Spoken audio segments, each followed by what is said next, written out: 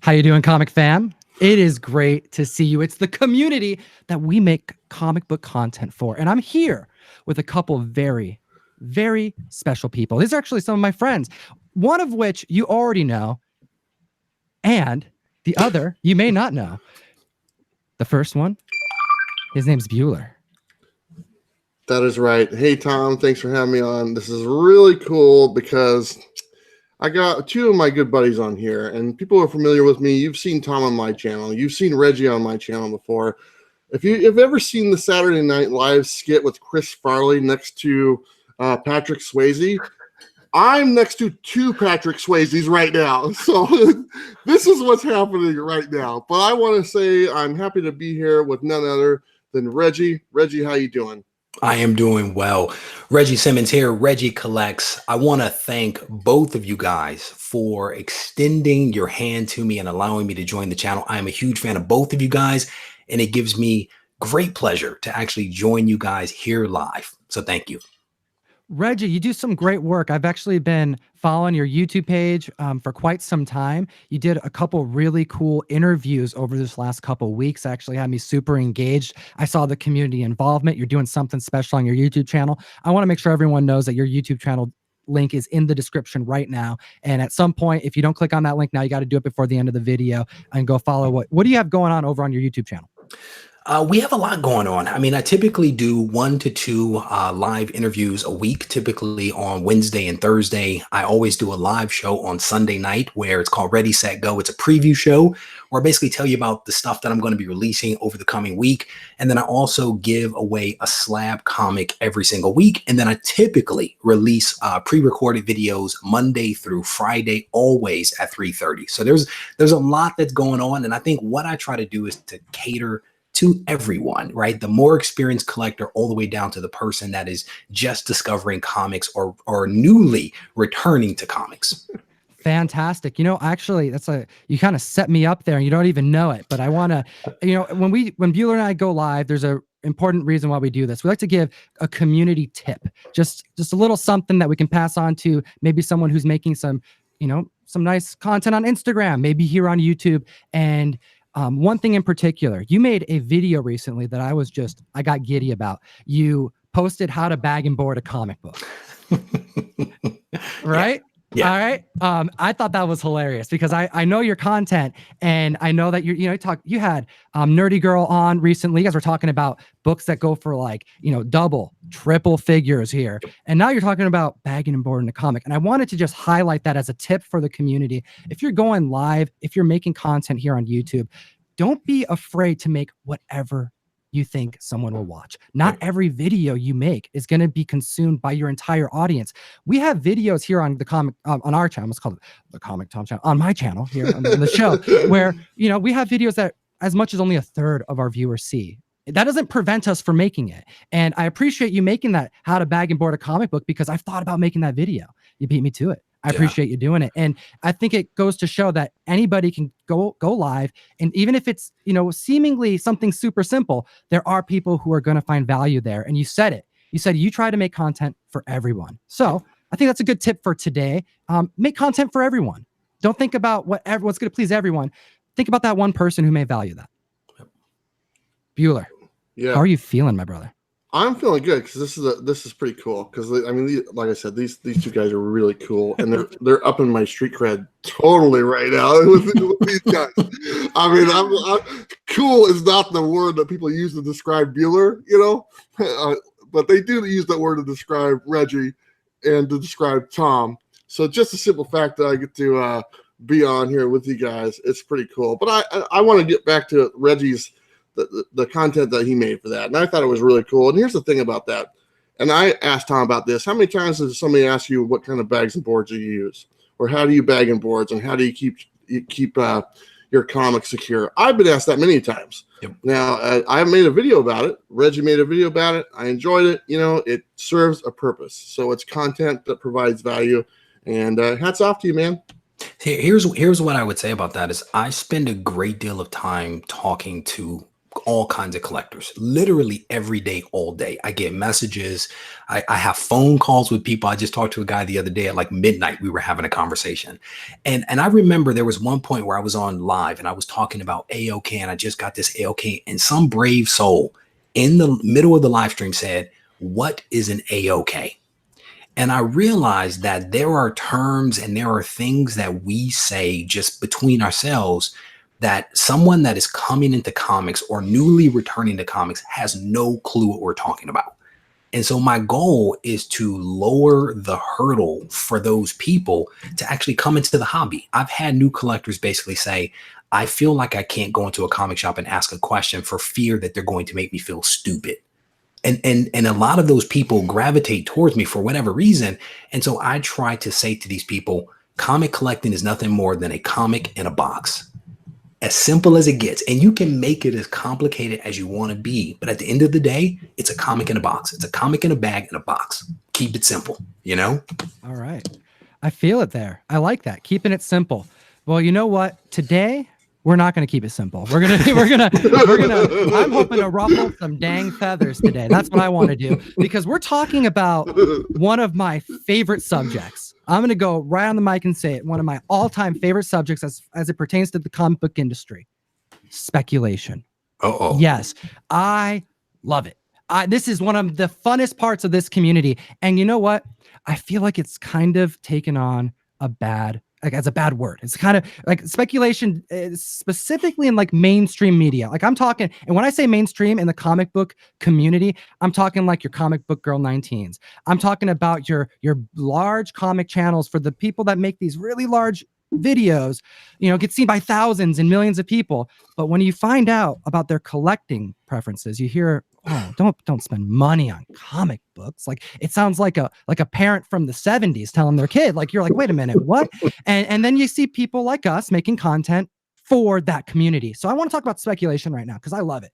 I think it's great. Now, are there concerns? Are there dangers? Is there risks? Yes, and yes. All of which excite me. I like that. And I want to talk about that with both of you because I think both of you guys are putting out some awesome content, touching on speculation, touching on investing. And I want to hear from the community as well. You're all here with us in the chat. Thank you so much to the over 100 and, oh my goodness, 125 plus people joining us today on this Tuesday at 5:30, because we do this every week here at 5:30 with me and Bueller. And now we have a guest here, and we're going to have to do some more guests too. So I want to know right out the gate. I'm going to kick this question to both of you. I want to start with Reggie first because you're new to the channel. I want to hear, and I'm going to go to you, Bueller. How do you define speculation, and do you speculate? And that question isn't just for you, Reggie. It's for the community. I want to know in the chat while you answer. Yeah, because I'm definitely interested to hear what people have to say about that. So guys, make sure that you enter your comments into the comment section so that we can read that. I'll answer your second question first. Do I speculate? Yes. But I do it kind of sort of within reason. For me, I struggle with speculation and isolation because I almost think speculation and investment are very similar to me in the sense that just like with the stock market, you can invest and you can take certain risks with that investment, right? You can buy a mutual fund, which might be like your blue chip stock, or you can go on the other end with like international funds, which might be a little bit more risky and could be like your modern rare variant or something like that. So it's all investment. And then it's just a question of how much risk do you want to take? And so, yes, I speculate, I invest, and I try to do it as smartly as possible. We'll get to some of that a little bit later, but the short answer is yes, and that's how I define speculation. Fantastic. Okay, very good. Bueller, how would you define speculation, and do you speculate? I don't speculate. Here's the thing. There's not a lot of speculations in those 50-cent boxes that I go through. I call it getting lucky. And getting lucky is what I'm looking for, and I'm trying to get lucky in many different ways than just speculation. But here's the thing: my feeling on speculation, though, is it's been around since the very beginning. And how I define speculation is it goes hand in hand with the comic book market. From the day a comic was produced, from the day somebody bought it for more than cover price or paid less than the cover price, that to me is a form of speculation. Now, there is a different levels of speculation. You can go into it for like a big dollar amount type thing and invest a bunch of money and hope for a return, or you can just do small speculation, like a book here and a book there. I think it's all healthy. I think anything that gets more people involved in the community and in comics, it betters everybody. So speculation to me is healthy for the comic book industry. Fantastic. Okay. So I do appreciate you both sharing that. I also find it interesting that Bueller, you don't consider yourself a speculator, but Reggie does a little dabbling. And I do say that I speculate as well, but not to the extent that I think a lot of people do. I think one of the first things that come to mind when someone says speculation, Reggie, you hit the nail on the head. There's different types of speculators. Bueller, you said kind of something similar there. You got people who consider themselves speculators because when they go to their comic shop, they buy not just one comic, they buy 2 comics. Heck, they buy 3. Oh my goodness. They're speculating, right? Like, why not spend? It's one comic. You could have gotten 3. Instead, you get 3 of the same title. That's because they want one maybe to read, one to put away, and one to just have in case that other one spiked and you wanted to have more than one. And you read the heck out of the first one. So I think of, that person. There are those who consider that as like speculating, There's also other people who, when they speculate, they go ham. They buy 50 copies. Yeah. They buy 100 copies. Now, when I hear speculating in that way, that to me is more of what most people who are deep into collecting talk about. It's the amount of money you put down. It's the quantity that you put down. It's one of the two. I mean, if you're hoarding Hulk 181s, you may only have 5. Just because you only have 5 doesn't mean you're not speculating, because you're speculating. You put that money down, and those Hulk 181s are going to be worth a good amount of money, compared to someone who maybe bought 50 copies of Edge of Spider-Gwen #5, for example. Who knows? Now, as far as speculation goes, I define it as the process of a comic book becoming hot. All right? The process of the comic book becoming hot. That is, to me, what speculation is. I love that. I love watching it. I love trying to figure it out. I love watching the community figure it out, making videos on it, and watching us be wrong and right all the time and not being able to control it. I find it fascinating. Do you speculate? Posing it to myself, I do. But as I mentioned before, the level of speculation is different. For me, I don't think I've ever bought more than 10 copies of one book in my whole life. I'm racking my brain right now. I bought a heck of a lot of Jessica Cruz appearances at some point last year. They all went out in the mail call. I just sent them all out. So, I mean, other than that, I can't think of any one book that I bought more than 10 copies of. Turok. However, it is considered speculating. Turok. Oh, that's true. Okay, well, here's the thing, though. If you end up with a ton of comic books because you buy collections, that doesn't technically mean you're speculating. Different. I mean, and Turok's a great example of, like, that is the definition of not speculating. But why is speculation the subject of this conversation? Well, it's because there is a fear when it comes to speculation. There's some who kind of hold it in a negative light, and I want to chat about that. So, Reggie, what would be off the cuff some of your fears of speculation? And Bueller, I got you on deck, and I want to know from the community as well. Yeah, generally speaking, I think that part of what people fear is that speculation will somehow harm the market, the comic book market. I think that's a real fear. And I think people harken back to maybe what happened back in the 90s, where your average person was flooding into comic shops and they were buying a ton of comics and expecting, them to, retire on as send kids to college. And I think there was one month, it might've been April of 1993 or something like that. I could be a little off. They produced, I think it was 48 or 49 million comics in one single month.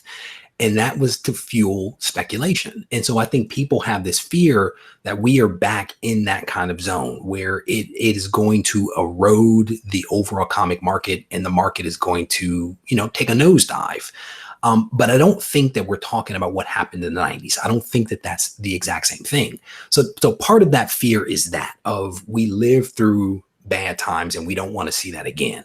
Personally, I think my fear is kind of sort of tied to that. It's the fear of losing money, right? Like, I don't want to buy a book and then not have that book be worth something. And so, I've never bought probably more than like maybe 3 books ever, right? So I'm a super lightweight speculator, but I buy books because I think that those books will potentially go up in value. I also don't sell a lot of books. So that's the other side of it. That's why I have like 2 Hulk 181s back there. It's like, I think it's a great book. Did I speculate and buy 2? Yeah. Have I sold either one? No, I haven't. And Bueller, those were not in the 50-cent bin, brother. But I think that those are some of the fears, right? Is that it could damage the market and that I personally could lose money. And so that's part of it. All right. No, those are some very valid fears, things that I'm concerned about myself. You mentioned a couple things. Fear of it happening again, because we all know about the crash, and fear of losing money. Those are 2 very, very that's something shared in the community. You hear that a lot. I do appreciate you mentioning that. Bueller, what are your fears that are preventing you from speculating, other than money, other than you not wanting to risk losing out? I think probably just I think that there's a fear in general of the. I think people tend to look at speculators as people that come in and they take all the books that people want, okay, and they'll come in and they'll buy a lot of books. I don't know how much of that is actually going on, type thing, and I think a lot of people have fear about that, and I think there's a lot of fear in the fact that people think that, this is insider information that I don't want other people to know about, type thing, because it's just our community and stuff. And then you have other people coming from the outside that you might think are speculators that aren't like comic book fans and buying these books and stuff. I don't think that happens as much as what people think it happens anymore. I think it did in the 90s when those books were at the the local convenience store and stuff like that. But I don't think there's a lot of people coming right now in the comic book shops. I think the people that come in now are actually true fans for the most part. And we actually kind of hit on that a little bit, like when we were talking about that show about the gentleman that does the show with the comic book shop. I can't remember the guy's name. Comic Palace. Comic Palace, yeah. And he was talking about Free Comic Book Day. Those people show up that one day and he never sees them again, type thing. The true comic book fans come in every week. They pick up their books. They enjoy them. They speculate a little bit. This Hulk book might be the one. But I think the biggest fear, and the one that I see, because you're not letting me talk about money, is the outside people coming in. I think a lot of people have the fear of those people coming in, buying the books, and then the collector goes to buy them, and they're not there. It's legit. No, that is a legit concern. I mean, I think there was a And time. money. And money, of course, and money too. I mean, obviously it goes, there's a risk involved when we're talking about speculation, right? You hear a lot of people say like, buy what you love, right? I mean, that's a way to lower that frustration that you feel with the kind of cons to having to like the things that aren't good about collecting comic books, as far as if you're buying them to possibly flip or trade up or put towards something else. I think that's technically trading up, right? You always want to trade up, or it doesn't even have to be traded up. Trading, you can trade across lines too. It could be the same worth there. As far as fear of speculation, I mean, all those things are super valid.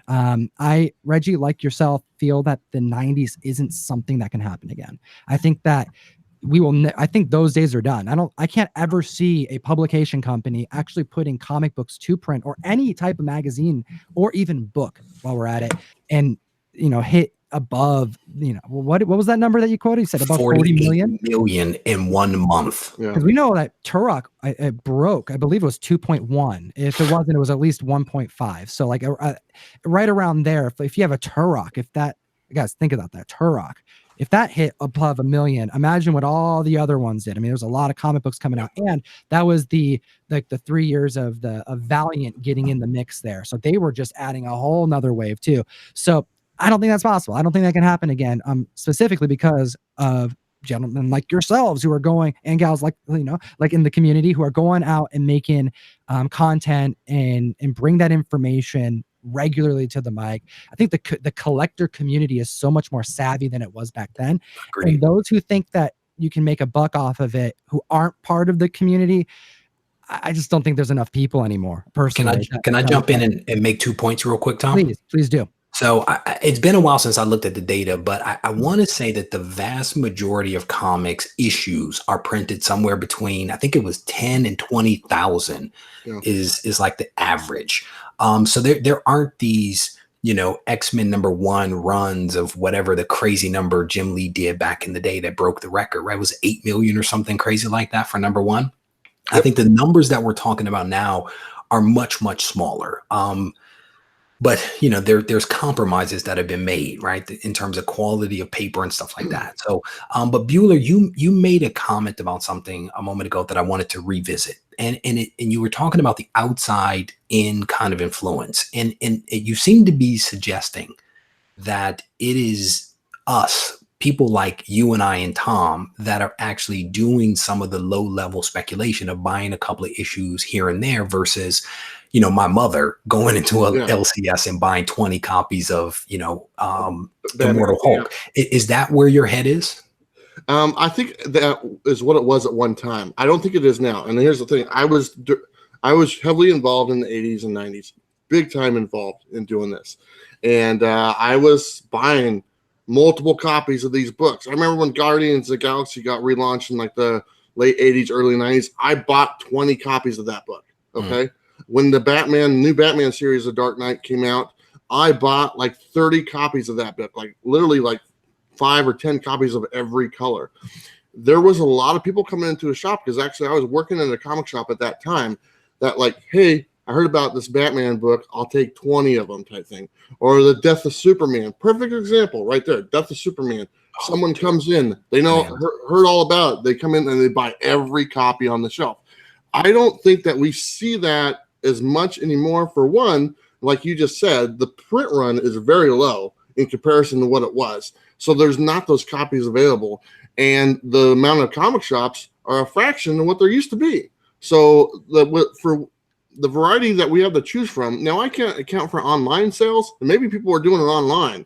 But as far as the brick and mortar shops, I don't see that. And even the local shops that I know, they might get a few guys come in and buy 1 or 2, but they just don't get that many copies to attract that person that wants to invest that big of a money into the books because there's not that many books available to buy.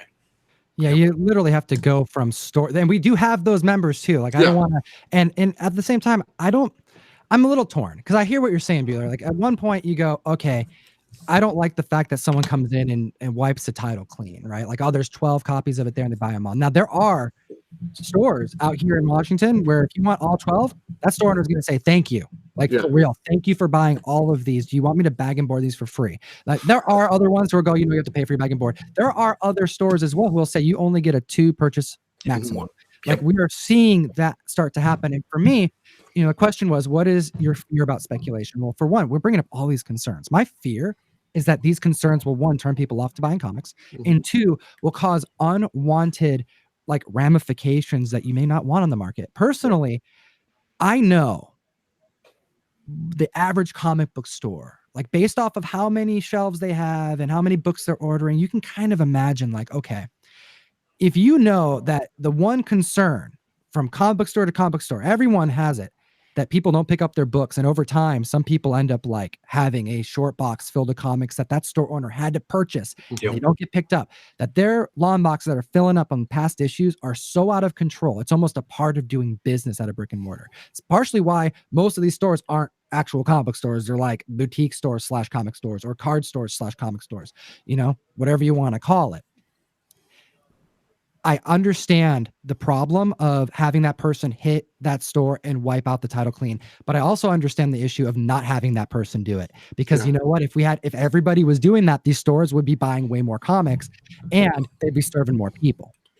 Do you think that we're getting, I don't think we're getting like the people from the 90s that we were getting. And then I don't know if you can relate, Tom, because you're only about 17 years old right now, but just kidding. But it was. I remember sitting there, and I was like in my, I was a teenager, like you are, and then like these people would come in, and they'd be like, "Yeah, the guy with the red cape. How many of those books do you got?" Type.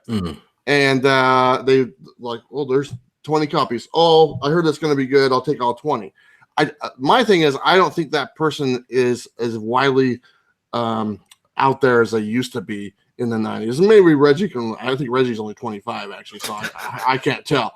But so Reggie might be able to relate a little bit more. What do you think about that, Reggie? Do you think that those people, because you're probably aware those people were there, do you think the amount of those people are there again, just for the simple fact that those comics aren't available in that quantity anymore. Yeah, I mean, I think that's why I kind of posed that question to you, is because I don't think that there is much of that outside influence as there once was, right? Yeah. I think that what you have now are people that are actually in the community to some degree that actually like comics. And they're like, this book just became hot, so let me go to these multiple comic shops to see if I can find Immortal Hulk #2, because Immortal Hulk #2 is going for 30 or 40 bucks or something like that. You know, Yeah. I see more of that. Like if I'm in a shop, the phone will just ring.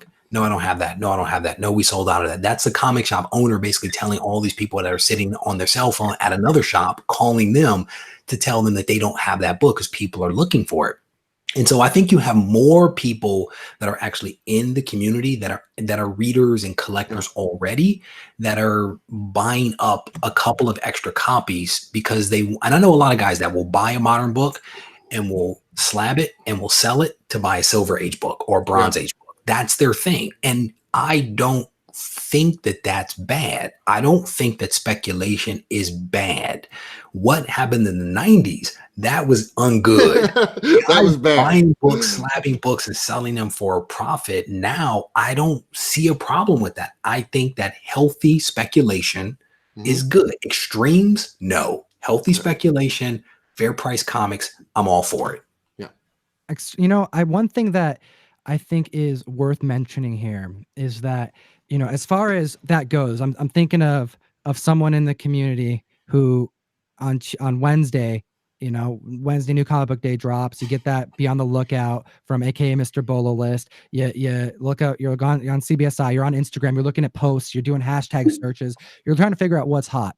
I think of things like Immortal Hulk. That was, you know, let's not forget, this was under 10,000 print count for some time. So no one is in the community going on the mic complaining about Immortal Hulk right now. Yeah, that's true. If you really have a problem with speculation, let's talk about Immortal Hulk, because all these people who are now huge Immortal Hulk fans, they felt, to me, they're fans because of people who speculated, like people who said, oh my goodness, this run that's under 10,000 print count is amazing. And I'm buying more than one copy, and now I can't get the copy, and people aren't ordering it at the stores. So now they're selling out. I think that type of activity is what sparks interest. It's what gets people to go to the store. Now, I think of what got me, like what sparked the fire for me was the death of Johnny Storm. Remember that black bag? It's in the studio. I have it displayed, I think. But it's that black bag Johnny Storm comic book. Do you remember that? 583? Is that it? Someone help me out in the chat here. I'm forgetting the number of that book, and it's an important one to me, so I should probably know. But that's a book that I remember being at the bank at my desk, and I remember going on Yahoo News because I was really bored, and I would go to Yahoo News in between customers, and I was looking at like finance stuff, and I remember there was a post there that talked about them killing off Johnny Storm. I was like, wait, what? Johnny Storm? And it was that moment where I thought, I want to go to the comic book store. I haven't been there in years. I want to go to the comic book store. I want to buy that comic. I don't want to buy just one because it's a bad comic. I want to buy at least 3 of them. And I remember that moment so specifically because I know that's a moment we've all had, whether it's that particular book or another book that you've had. It got me to go in, and it started me like really thinking about comics again. I think of Batman Damned. It hit mainstream media. Had that not hit mainstream media, you know how many people wouldn't be going looking for that book that would lead them to other books? There's a whole reason why these particular titles are spiking in the community. And it's not just because of a low print. What was the reason they were looking for that Batman Dam again? I forgot. Well, in that particular case, I personally think it was the mainstream media freaking out about some panels in the book. However, but you know what? Right here, but let's just say though, but there was a handful of shows that we're super excited about. But here's the thing. That particular book had a print that was released at San Diego Comic-Con that year. It was already out.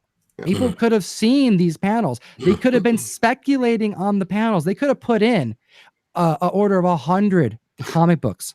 And you know what? How many people would be upset for that person putting all those comic books online at its height? Yeah. Nobody. And just like Reggie said, I don't blame anybody for going out and doing that, because at the end of the day, I think I'm for whatever gets more people into comics, whatever gets people to buy more comics, read more comics, collect more comics, because I'm a big fan. And I think for me, the big thing, as long as like people aren't being hurt, I don't see a problem, right? And for me, like the big win is when you buy a book and it turns out to be a good book, you enjoy it, it fits with your collection, and there's some value to it. Like I own the entire run of Immortal Hulk. Like I got on Immortal Hulk before it was even released because I started checking out a lot of the early like resetting titles of Marvels, like the Avengers, the FF, and all that kind of stuff. I was already on there. I missed one from Immortal Hulk, and that was number 8, and I went out and bought that a couple of weeks ago. But for me, like the big win is if I speculate on a book and I really enjoy the book, I really enjoy the art and the story, and it's actually worth something. That to me is cool. What I hate, right, is if I speculate on a book, I have no interest in the title or the character. I buy it because it's hot. And then I realize it's actually not worth anything. And I didn't even read the book, or if I read it, I didn't enjoy it. To me, that's like a total loss of like money. And that's kind of what I was saying about losing money. Like I didn't get anything out of it, you know, sure. And that to me is a loss. Okay, so we talked about the fear, right? I think everybody, and let us know in the comment section if we're missing out something here in the chat. But as far as fear speculating, I want to make sure it's super, super apparent that when we're talking about how we do this stuff, there's risk involved. You can lose money. Yep. You know what? People say buy what you love. The last show that we were on, I specifically said you may not always want to do that. Reggie, and on your show about grails, I mean, I'm pretty sure you mentioned like sometimes comic books it's not the greatest time to buy that particular comic book, like, because it's the movie. Like, so it's not always about buying what you love. It's about buying and being patient, being smart about what you're putting your money to. Let's talk about tips for speculation, because that'd be a really good tip to start this out. You want to buy stuff at the right time. Do you have any tips that we can provide the community, Reggie? Buying at the right time. I mean, I should probably ask you the question. Yeah. Who's going to catch it?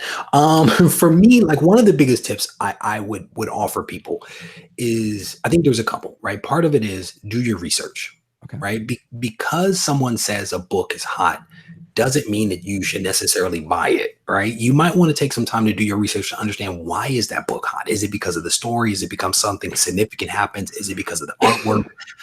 Is there because a movie is going to come out or something like that? So it's like, I have a bias for action. So I have to slow myself down, right? Well, I will slow myself down and I will ask myself, do I really understand why this book is hot? And then my next question is, how does this book fit with my goals, right? Like I'm all about Amazing Spider-Man. That is my focus right now.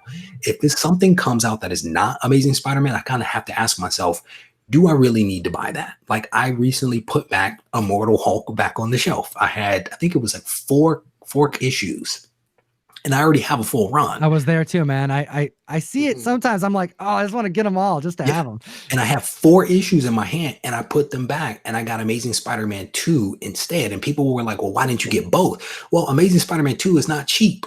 And I already had Immortal Hulk. I was already enjoying it. And the question becomes, do I need to buy that, or should I just leave it on the shelf for the next collector or the next reader to come in and get that book and enjoy it? And that's what I decided to do. So I think, do your research and understand why you're buying that book. And then ask yourself, does this book fit with my collection? And I talked to a guy earlier today who actually wants Immortal Hulk.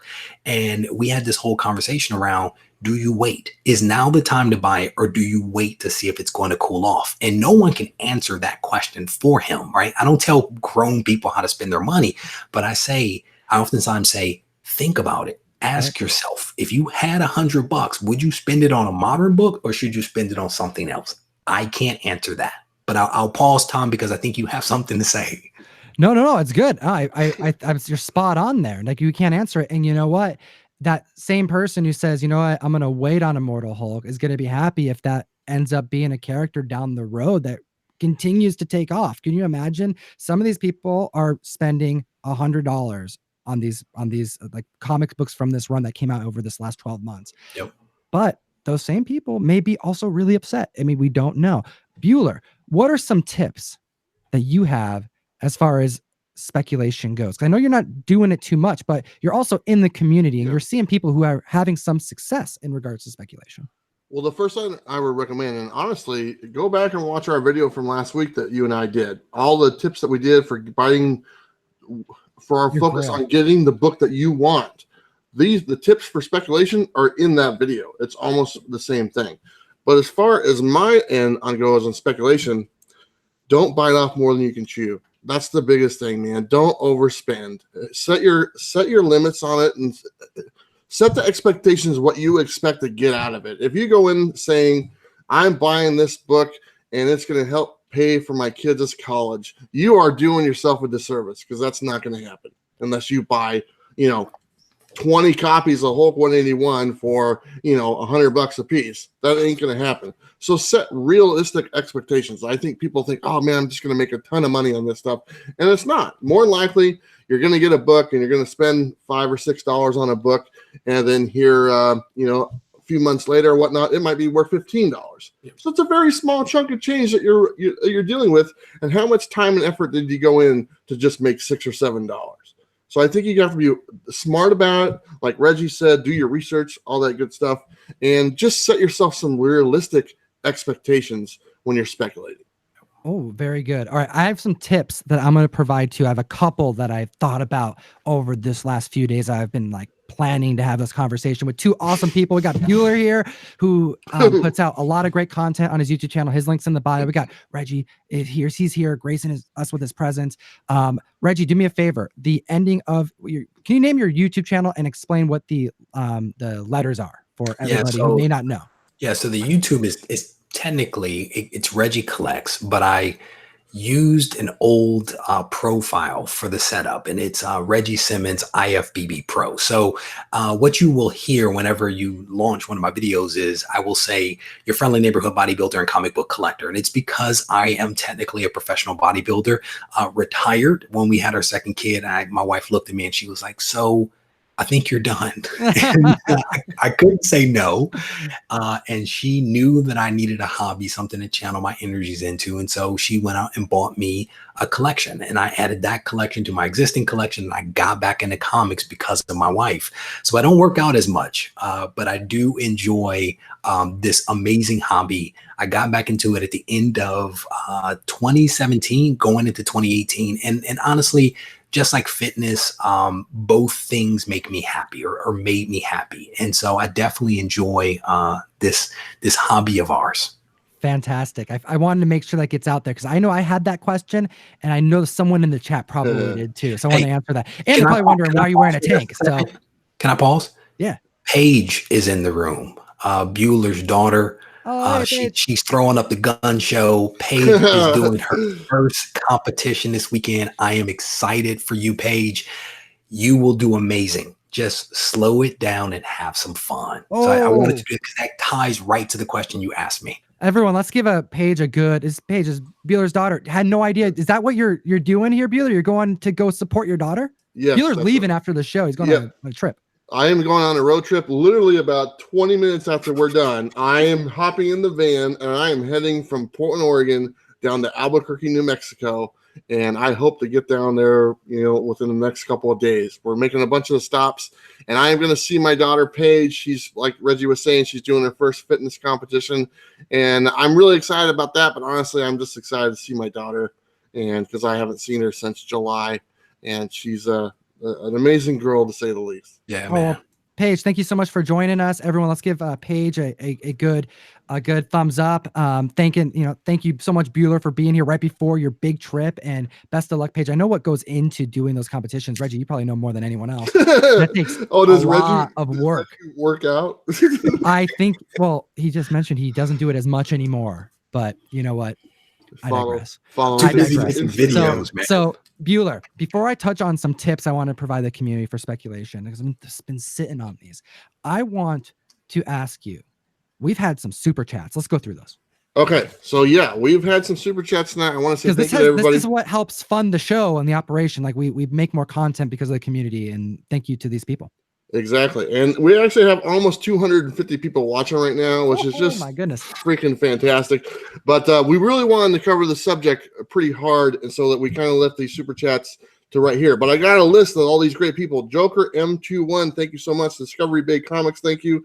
Jeremiah Perry Hill, I probably got that wrong. Hashtag Closet Geek. JD Comics, Geek of the West. William Wise, Doomed, HUH, and John's Comics with Kids, our moderator, and everyone in there. Tony Sanders, Cover Lover Comics. I saw the Comic Cats, Walt Parrish, Chad Farr, everybody. Obviously, my daughter. This is fun tonight. Awesome. Hey, I also want to make sure if you if there was somebody who did a super chat and wanted us to plug something, I can definitely do that if it's for the community. Joker M21 mentioned, shout out to everyone who joined the New York Warriors auction on Tuesday night. I am hooked on these auctions on YouTube. I stayed clear for so long and I can't help myself. It's really good content. So I'm just thanking everybody who's doing these auctions. I'm spending too much money, so it's all good. But thank you to everybody who's putting out such great content and everybody who just did their super chat here today. Thank you so much. We really do appreciate that. As far as speculation goes, I want to provide two quick tips. Two very rapido tips here. The first one, I personally don't invest too much on villains. How about that as a speculation goes? Personally, what I see happening with most of the villain books, now I'm not talking about your ASM 20s, but even if actually I am kind of talking about that because, some comic books, that they're going to be going up. Now, how aggressive they go up, and if you're going to be able to buy it right now at market and flip it in a week at another price, that may be up to the book. Your first appearance of Doc Ock, though, you pick that book up, you're going to pay for it, whatever the market's going for. But will that spike? I stay clear of villains. Why? Because they're typically one and done. You see them in a movie, and that's typically when things spike. And with villains, we know now, we're 20 plus movies in to the MCU. Unless you have a Thanos, unless you have a very, very major character that they're gonna be able to reuse in future films, the odds of a villain coming back and causing something to spike is really low. So I look at things like the ASM 212. I look at things like the first Multiman appearance, things that are spiking right now in the community, people spending a lot of money on these books that weren't going for as much as they are, in this last few months as they were years ago. And I'm thinking, okay, well, yeah, could we have a situation where we have some diehard Hydro Man fans that are just going to pop out of this? Yes, it is possible. McFarlane did some amazing Hydro Man covers. Eric Larson did some amazing Hydro Man covers. Could those spike? Yes. Speculation? Yeah, that's technically speculation. But Tom's not putting his money into that. And I think that we should, I think that's a good piece of advice is to be wary about villains. Now, anti-heroes is not a villain. Look at your Hellboys, what's happening. Look at your Living Vampire and what's happening. Look at your Lobo and what's happening. Like, not every villain can be classified as the same. So that's the first thing is that. The second thing, and I'll make this one quick because there's really not a whole lot to be said about it. Reggie, you alluded to it, knowing your comics and research. I'm going to take it one step. You need to get better about your taste. I'm going to say it. Not every character in the large community, our whole community, is going to agree that. I'm trying to think off the cuff of a random character. I don't want to do it because I don't want to make anyone mad. I'm just going to say, personally, I like saying Hellboy because I'm a huge Hellboy fan, and I everyone knows I aggressively am a Hellboy collector, just not right now, but I am a Hellboy collector. I'll just use Hellboy as an example. Tabling the fact that there's a movie about to come out and that has spiked all Hellboy titles pretty much more than they probably should. But as it pertains to heroes and characters and things in the market, it's not just about your research. You got to have that gut feeling that this is something that's going to last. You read Immortal Hulk, you go, yeah, that's going to hit. And then you look at the next week. Yeah, it's going to hit. And if you read it through, you're going to go, yeah, I probably should have picked up a number 2. And no one's going to argue. And guess what? No one is arguing with you. And if you're speculating on that, no one's making videos on you about how you're speculating books incorrectly. However, if you have a Spider-Geddon or if you have a random villain that just pops up, you have a crush situation, right? Where a book kind of goes up to 10, 15 bucks, 20 bucks, hovers around there, and then kind of settles a little bit because there isn't things happening. As a collector, as an enthusiast, you got to not just read the comic, you got to be up on the character. Does it look like this character is going to be bringing in some new stories this year? Who's writing the stories? Is Cates have anything to do with it? Like, is Matina doing something with it. Like maybe we shouldn't be buying that title if he's doing a cover. I don't know. Like you got to know what's going on, but on a different layer, you also have to have your collector goggles on. You gotta ask yourself, is this really cool? Like, do you see something actually happening with this in the future? Because you know what? There's a lot of really, really big Conan the Barbarian fans who are going, wait, people are now talking about Conan? I've been buying Conan for years. You didn't think Conan was going to be popping this year? And they're laughing. They're laughing and taking their money all the way to the bank because Conan right now, people buying Red Sonja for the first time in who knows how long. So anyways, that's my 2 cents on it. It's not just research. It's not just being safe. It's about going with your gut. You got to have good taste here. You got to think on a massive scale of the whole community. Is this something that's going to cause a spike? If it's just your personal preference because you happen to like that one character, it may not spike. You have to think about everybody, the collective. And one of the best ways you can do that is by being active in the community. Really, there's no better way to do that than going on to Instagram. I'm just going to plug myself, Comic Tom 101. Please, you guys plug yourselves too on Instagram. Where can they find you guys? Bueller, go ahead, brother. You can find me at Comics with Bueller on Instagram. And I also do a YouTube channel I just started up. It's called Comics with Bueller. And you can go find me on there as well. So there you go, those 2 places. I have a Twitter account, but I can't figure out how to use it. So there's nothing on it. It's at Comics Bueller, and I don't know what I'm doing with it. So, but Instagram at Comics with Bueller, YouTube Comics with Bueller. So my Instagram is at Reggie Collects, REGIE Collects, and my Instagram is my YouTube is actually R Simmons 1911. But if you just search for Reggie Collects, you will find me there. And I too have Twitter and don't use it all that often. Well, I can make sure that both of your guys' YouTube channels are already in the description so everyone can find you. I really do appreciate both of you for joining me today. It's been great. We have some giveaways to do. We also have a giveaway to announce. And you know what? Why don't we jump into that right now here? I have the winner from last week's giveaway. We were giving away a Secret Wars 1. It turns out it wasn't the error print. I had Reggie, I had a copy of Secret Wars 1 sitting here for like 6 months. Okay. And I was waiting to use it because it's an error print. And I'm thinking, I'm going to have to make a video on error prints or something. Secret Wars is going to pop up. I'm going to have some reason to bring up Secret Wars. And I can be like, I have an error print and it's something to talk about, right? It's been sitting here. I open it up on camera. It's on the internet forever. And it's not the error print. So we're giving away a non-error print Secret Wars 1 for no reason because I'm an idiot.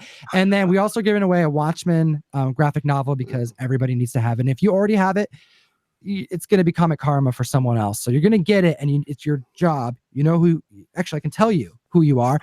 Boy, Johnny 123. Thank you so much for commenting last week on Instagram. Not the blue, it's a fuzzy error bat. And if you know what that is, well, you know what that means. And if you don't, you need to be following me on Instagram at ComicTom101. And before I move on from there, let me make sure to mention that again.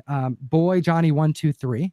It's Bags and Boards giveaway at gmail.com. Email us there. We'll get those to you. My tip for Instagram, why I brought up Instagram, is that your explore page is your friend. If you are on Instagram, for one, it is very, very important that you have a comic profile. A profile that is devoted to comic books. That is one of the biggest tips I can provide anyone who is on Instagram, who's kind of using it as a personal and comic book. Why do I say that? Is because you want that explore page to be tailored to comic books, because you can learn more about comic books than on your Instagram explore page, probably than any single medium on the internet. I stand by that, and you'll know it if you spend time on your explore page, because if you fill up your Instagram with IG Comic Family, you are doing nothing but comic book focused stuff. That explore page is going to be showing you some of the best comic book information that you can get, because it's the community and they post everything, and you're going to learn what makes you stop, what makes you read, what makes you buy, what makes you collect. So Tom, we have a giveaway. Tom, what's an explore page? Oh my goodness. I'm sorry. All right, it's a good question. So we just did the Bags and Boards video. So next I'll just do one on explore pages to help out people like Bueller that don't understand. Oh my goodness, that's great. How about give me a day and I got you, okay? I Oh probably my know goodness. what it is. I just don't know the right term. Oh, That's it's all great. it is. I love it. I love That's it. all Okay. it is. No, no. Go sub it to Reggie. Reggie's going to be talking about it on his channel if you know what the Explore page is. And how about we leave it at that? Reggie, I do appreciate you joining us. We're gonna do a giveaway right now. Yeah. We got a Um, giveaway. and Reggie, you're not announcing the giveaway, so I don't know why I said your name. Bueller. Yeah, I'm doing the giveaway. So here's the deal. So the giveaway this week is it's gonna be one of my Bueller boxes. Oh my goodness, he's got to plug his dang box at least one time They in the sell show. out within an hour. All of these guys who are making these dang mystery boxes. I don't know if I can trust you, Bueller. What's going on over here? These mystery boxes. I don't know about that. They're kind of fishy. Did you see Sasquatch's Bueller box opening? I loved it. It's so good. The guru texted me, dude. Sasquatch just dropped a video, open up Bueller's box. I was cracking up. He sent me the link before he posted it. He said, he's like, "Is this okay?" Or is this? I was like, "Dude, I love it. It's so good." And I go, "Can I post it on my community tab?" Because for one, I love his Hulk thing that he does. All his reviews, they're actually some of my favorites. So I thought it was great. But anyway, we'll get to the giveaway, and I want to show this. And this is not what I'm giving away. So my friend Bob, who was in the chat earlier, he made me this shirt right here, and it says "Comics with Bueller," and I wanted to give him a shout out and say thank you, Comics with Bueller, the first T-shirt. He made this for me. I think it's great. I'm actually on the shirt. I don't know if you can see it, but there's me right down there by Deadpool. You can't see it, but that's all right. That's awesome, man.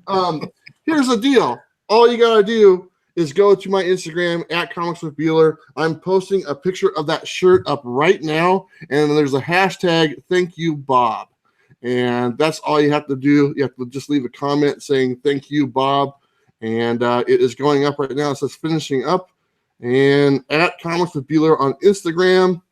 And we'll see if it's working. And there it is. It has a picture of the shirt and hashtag "Thank you, Bob." Fantastic.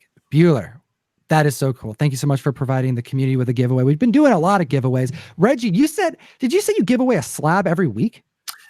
Through my sponsorship with Go Collect, we literally give away one slabbed comic per week. Just last week, we gave away Venom, a 9.8 Venom Lethal Protector. Before that, Amazing Spider-Man. This week, I'll show you guys. This is what this week's giveaway is. Ooh. It is Black Panther 1 from 77, 9.2 newsstand. It is a really, you gotta really hold nice that up, man. Keep talking because I want on the screen. Definitely a nice book, man. Some Kirby goodness here. So we're giving this away to one lucky person who watches a video that goes live on my channel where I give direction on how to win this thing. And all you typically have to do is watch the video. After you find it, you drop in a comment, and then I have a drawing on Sunday at 7:30 on my channel, and this is what I'll be giving away. Hey, Reggie, we got over 240 people here. Let's give them a tip. Which video is it so I can send all these people to you? I normally don't give the video away, but you were nice enough to have me on your channel. The video is going to go up Thursday at 3:30, which means now that I'm gonna have 300 names to type in. That's how we do it. That's how we do it, comic fam. All right, Reggie, now, since you're going to do so much work, please plug yourself. What do we got here? Like, tell us what you got going on. Where can they find you? Which we've already said it, but say it again. Yeah, we were actually supposed to have IG Comic Store's owner on the channel tomorrow, but he had something come up in his personal life that's going to prevent him from being on the show, but I hope to get him on sometime soon. So I'm actually going to drop a filler video in place. I don't know what it'll be, but it'll be something from the can. But I'll be dropping videos for the rest of this week, always at 3:30. There is actually a new video coming out this Friday for new collectors. But here's what I need. I need experienced collectors to actually watch the video. And here's why. A lot of new collectors have come to me and said, Reggie, I don't know where to get on board with these characters like Batman and Amazing Spider-Man. What books should I read to get a feel for who these characters are? So instead of me trying to create a video that says that, I basically created a video that says, hey, if you are an experienced collector and you have love for a specific character, watch this video and tell the comic community where they should get on board with your favorite character. So if you are a Captain Marvel fan or if you are a Black Panther fan, what is the issue or what is the story arc that people have to read? Like I personally read this thing a couple of weeks ago, Death in the Family. This is a fantastic Batman book. Starlin, and so man. it's my way, again, of kind of helping bridge the divide between new collectors and experienced collectors by doing videos like this. And then I have my live show on Sunday night at 7:30. It's called Ready, Set, Go. That's where I basically preview all the stuff coming out, and I'll be giving away this Black Panther #1. The channel, again, Reggie Collects, here on YouTube. Reggie, that's so cool. Make sure everyone needs to go and follow Reggie. I follow him. It was actually kind of fun. Reggie, I've been following you for a minute now, but you just reached out to me on Instagram, and I'm like, oh, it's Reggie. That's so cool. I didn't even know you're on Insta. So here's the thing. We had never spoken before. No, it's the first time. I met you today. And I wanted to extend my hand and say, hey, congratulations on reaching 10,000 subs, because I saw that post up the other day. You were gracious enough to respond. We had a little exchange, and then I got invited on the show, and it happened that quick. And I appreciate both of you guys. You guys are awesome. I've been following both of you guys for some time. Tom, I just had a chance to meet you, and I thank you for your friendship. Travis and I talk all the time and have for a while. So I appreciate you as well, brother. Oh, hey, thank you so much, man. It means we're gonna have to do more content together. I'm excited about this. We have so many cool people in the community, and it's forming. And what a great time to be into comic books right now with the powers of the internet, broadcasting from different spots on Spaceship Earth. And we're meeting together, and it's awesome. Okay, so let's see here. We're gonna wind down. I want to give a couple quick little reminders as far as our channel goes here at Comic Tom 101. We do have a new True First video that we're going to be dropping today. It's going to come out later on tonight, so look out for that. We do have another continuation, another video tomorrow that we're going to be pumping out, as well as a live show. And then later on in the week, we are going to be at Emerald City Comic Con the whole weekend. So if you find yourself in Seattle, the whole team will be at Comic-Con all throughout the weekend. Some of the team members are going to only be there 1 or 2 days. I will be there every day. So if you are in Seattle at Emerald City Comic-Con and you want to meet up, I'm going to be at the Guru's table a lot. And I'm sure if you follow him, he's Golden Age Guru on Instagram. He's going to have his table number right there for you to see. I'll be posting about it. You follow me on Instagram, you're going to know where I'm at. I'm happy to meet up. And we're probably going to be doing some stuff after, it's going to be probably Saturday night, Friday night. I will be sure to plan something. We're trying to get a meetup together. I think it'll be kind of fun. If there's anyone in Seattle who wants to meet up, we're probably going to go out for drinks after the con's over, maybe get some dinner, and it'll be cool to have the community there if you find yourself in Seattle. Thank you so much, gentlemen. Really do appreciate both of your guys' time. Community, thank you so much for joining us today. As always, I want to know who's going to say it. Do I want to? It's got to be Reggie, man. It's got to be Reggie. Say what? That was awesome. It's good. It's good. So this is how we end the video. We go, as always, and then you can say the geek responsibly if you like. Bueller, you got to help me out. I want to phone. Can I phone a friend? I want to phone a friend. Well, the community, you just got to read what they're saying. Oh, geek responsibly. Hey, there we got it. We got it. Thank you so much, Reggie. I do appreciate you. You guys are awesome. 250 people. Yeah, good stuff. Comic fam. Adios. Have a good day, and we'll see you very soon.